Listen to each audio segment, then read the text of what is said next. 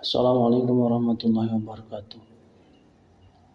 Perkenalkan, nama saya Solihin dari kelas C2 dengan NIM 24881130048. Di sini saya akan mempresentasikan sebuah PPT dengan judul Digitalisasi Kitab Kuning Transformasi Tradisi di Era Digital, yang mana di dalamnya mencakup eksplorasi aplikasi dan software kitab kuning untuk mahasiswa, santri, dan akademisi PAI.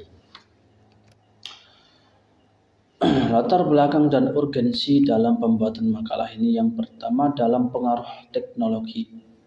Pergeseran paradigma pendidikan dari metode tradisional ke sistem berbasis teknologi, informasi, dan komunikasi yang menuntut adaptasi sistem pembelajaran lebih dinamis dan responsif terhadap perkembangan zaman. Kemudian peran kitab kuning. Walaupun teknologi ini berkembang secara pesat, namun kitab kuning tetap menjadi inti dan rujukan utama dalam kurikulum pesantren dan sebagai sumber otoritatif ilmu keislaman yang tak tergantikan. Kemudian evolusi digital, transisi dari media cetak ke format digital bukan sekedar tren, melainkan upaya meningkatkan aksesibilitas, pelestarian naskah, dan efisiensi riset, yang mana melalui fitur pencarian teks yang cepat dan akurat. Kemudian literasi digital. Dengan adanya digitalisasi kitab kuning ini akan mengadakan pemberdayaan santri secara modern, yang mana melalui literasi digital yang sangat krusial agar mereka mampu mengoperasikan perangkat teknologi serta menjaga relevansi warisan intelektual Islam di ruang publik digital. Digitalisasi kitab kuning. Proses dalam pembuatan digitalisasi ini tidak secara langsung, cuman ada beberapa langkah-langkah yang sangat panjang. Transformasi naskah klasik dari format fisik, artinya secara cetak atau bentuk buku, ke dalam format digital yang terstruktur. Langkah ini bukan sekedar pemindaian, melainkan upaya menghidupkan kembali khazanah intelektual dalam ekosistem teknologi modern. Kemudian aksesibilitas, memungkinkan santri dan akademisi mengakses ribuan jilid kitab secara instan melalui perangkat seluler kapan saja dan di mana saja. Pelestarian ini akan menjadi pelindung warisan intelektual ulama daripada kerusakan fisik akibat usia dan cuaca. Transformasi cari secara garis besar, dengan adanya digitalisasi ini akan mempercepat pencarian atau efisiensi riset meningkat drastis dengan fitur pencarian kata kunci.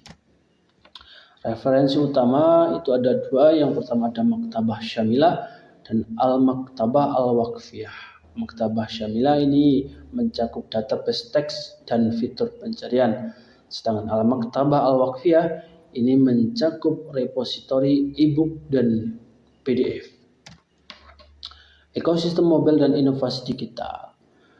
Transformasi kitab kuning dalam genggaman. Inovasi terbaru daripada Kementerian Agama yang diluncurkan pada bulan Oktober 2024 yang merevolusi cara santri berinteraksi dengan teks klasik, di mana dulu dan bahkan mungkin sampai sekarang itu santri itu terkenal dengan udiknya.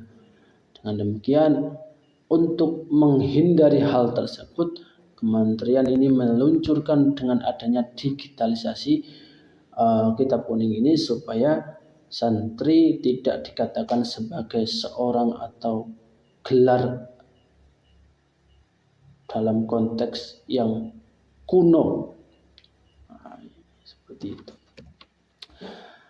Manfaatnya, ada manfaat daripada digitalisasi kitab kuning ini macam-macam. Ada kemudahan dalam aksesnya, dalam efisiensi pencarian, dalam preservasi teks juga dalam portabilitas yang tinggi. Namun dalam segala upaya ini pasti ada tantangannya.